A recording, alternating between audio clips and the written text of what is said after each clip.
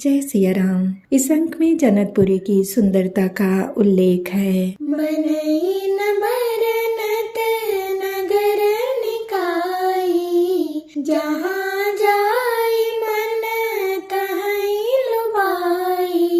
चारु बजारु विचित्र अंबारी, मणिमय विधि जनु स्वकर संवारी।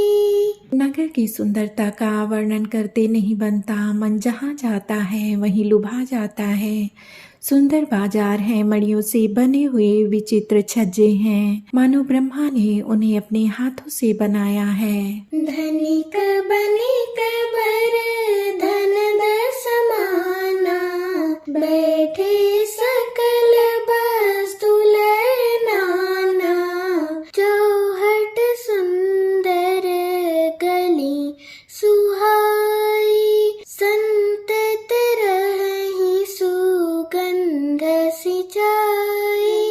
कुबेर के समान श्रेष्ठ धनी व्यापारी सब प्रकार की अनेक वस्तुएं लेकर दुकानों में बैठे हैं। सुंदर चौराहे और सुहावनी गलियां सदा सुगंध से सींची रहती हैं। मंगलमय मंदिर सबके रे, चित्रित जनुरति नाथ चितेरे। पुर नर नारी सुभग सुचि संता, धर्मशील ज्ञानी गुणवंता। सबके घर मंगलमय हैं और उन पर चित्र कढ़े हुए हैं, जिन्हें मानो कामदेव रूपी चित्रकार ने अंकित किया है।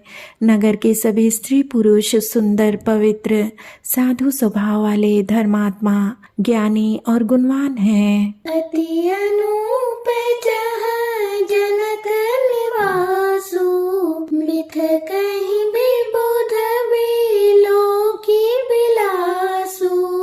होत चकित चित कोट बिलोकी, सकल भुवन शोभा जनु रोकी। जहाँ जनक जी का अत्यंत अनुपम निवास स्थान है, वहाँ के विलास को देखकर देवता भी चकित हो जाते हैं। मनुष्यों की तो बात ही क्या, कोट अर्थात राजमहल के परकोटे को देखकर चित्त चकित हो जाता है। ऐसा मालूम होता है मानो उसने समस्त लोगों की शोभा को रोक रखा है। धवल धाम मणिपुरट पट, सुघटित नाना भांति। सिय निवास सुंदर सदन, शोभा किमी कही जाती। उज्ज्वल महलों में अनेक प्रकार के सुंदर रीति से बने हुए मणि जटित सोने की जरी के पर्दे लगे हैं। सीता जी के रहने के सुंदर महल की शोभा का वर्णन किया ही कैसे जा सकता है। सुभग द्वार सब कुलिस कपाटा, भूप भीर नट मागध भाटा।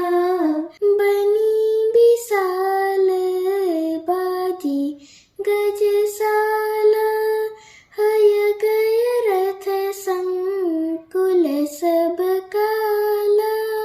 राजमहल के सब दरवाजे सुंदर हैं, जिनमें वज्र के किवाड़ लगे हैं। वहाँ राजाओं, नटों, मागधों और भाटों की भीड़ लगी रहती है। घोड़ों और हाथियों के लिए बहुत बड़ी बड़ी घुड़शालें और गजशालाएं बनी हुई हैं, जो सब समय घोड़े, हाथी और रथों से भरी रहती हैं। सूर सचिव सेनप बाहु तेरे, नृप गृह सरिस सदन सब केरे।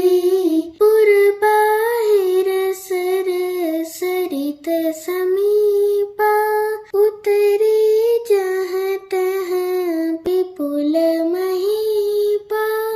बहुत से शूरवीर मंत्री और सेनापति हैं, उन सबके घर भी राजमहल सरीखे ही हैं। नगर के बाहर तालाब और नदी के निकट जहाँ तहाँ बहुत से राजा लोग उतरे हुए अर्थात डेरा डाले हुए हैं। देखी अनूप एक अमराई, सब सुपास सब भांति सुहाई।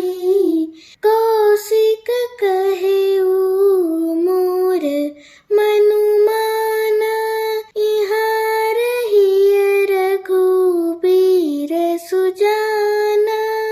आमों का एक अनुपम बाग देखकर जहाँ सब प्रकार के सुभीते थे और जो सब तरह से सुहावना था, विश्वामित्र जी ने कहा, हे सुजान रघुबीर, मेरा मन कहता है कि यहीं रहा जाए। भले ही नाथ कही कृपा निकेता, उतरे दह मुनि वृंद समेता।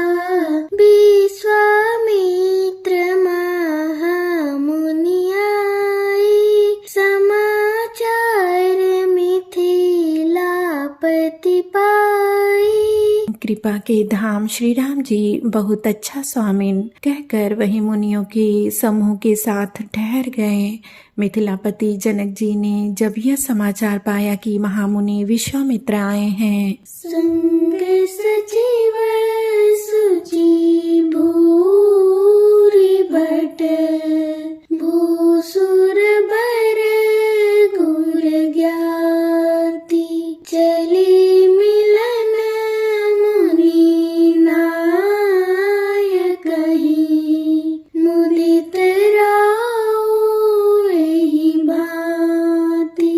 तब उन्होंने पवित्र हृदय के अर्थात ईमानदार स्वामी भक्त मंत्री, बहुत से योद्धा, श्रेष्ठ ब्राह्मण, गुरु शतानंद जी और अपनी जाति के श्रेष्ठ लोगों को साथ लिया और इस प्रकार प्रसन्नता के साथ राजा मुनियों के स्वामी विश्वामित्र जी से मिलने चले। कीन्ह प्रणाम चरण धरि माथा, दीनि असीस मोदित मुनिनाथा। विप्र वृंद सब सादर बंदे, जानि भाग्य बड़ राउ आनंदे। राजा ने मुनि के चरणों पर मस्तक रखकर प्रणाम किया। मुनियों के स्वामी विश्वामित्र जी ने प्रसन्न होकर आशीर्वाद दिया। फिर सारी ब्राह्मण मंडली को आदर सहित प्रणाम किया और अपना बड़ा भाग्य जानकर राजा आनंदित हुए। कुशल प्रश्न कही बारहि बारा, विश्वामित्र नृपहि बैठारा। तेहि अवसर आए दो भाई, गई रही देखन फुलवाई। बार बार कुशल प्रश्न करके विश्वामित्र जी ने राजा को बैठाया।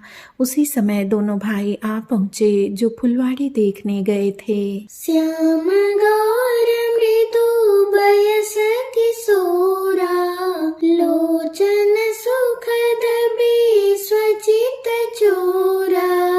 उठे सकल जब रघुपति आए, विश्वामित्र निकट बैठाए। सुकुमार किशोर अवस्था वाले श्याम और गौर वर्ण के दोनों कुमार नेत्रों को सुख देने वाले और सारे विश्व के चित्त को चुराने वाले हैं। जब रघुनाथ जी आए तब सभी उनके रूप एवं तेज से प्रभावित होकर उठकर खड़े हो गए। विश्वामित्र जी ने उनको अपने पास बैठा लिया। भय सब सुखी देखी दो भ्राता, बारी बिलोचन पुलकित गाता। मूर्ति मधुर मनोहर देखी, भयउ बिदेहु बिदेहु बिसेखी। दोनों भाइयों को देखकर सभी सुखी हुए, सबके नेत्रों में जल भर आया, अर्थात आनंद और प्रेम के आंसू उमड़ पड़े और शरीर रोमांचित हो उठे। राम जी की मधुर मनोहर मूर्ति को देखकर विदेह अर्थात जनक जी विशेष रूप से विदेह अर्थात देह की शुद्ध बुद्ध से रहित हो गए। प्रेम मगन मनु जानि नृपु, करिबे बेको धरि धीर, बोले मुनि पद नाय सिरो, गद गद गिरा कबीर। मन को प्रेम में मग्न जान राजा जनक जी ने विवेक का आश्रय लेकर धीरज धारण किया और मुनि के चरणों में सिर नवाकर गदगद अर्थात प्रेम भरी गंभीर वाणी से कहा,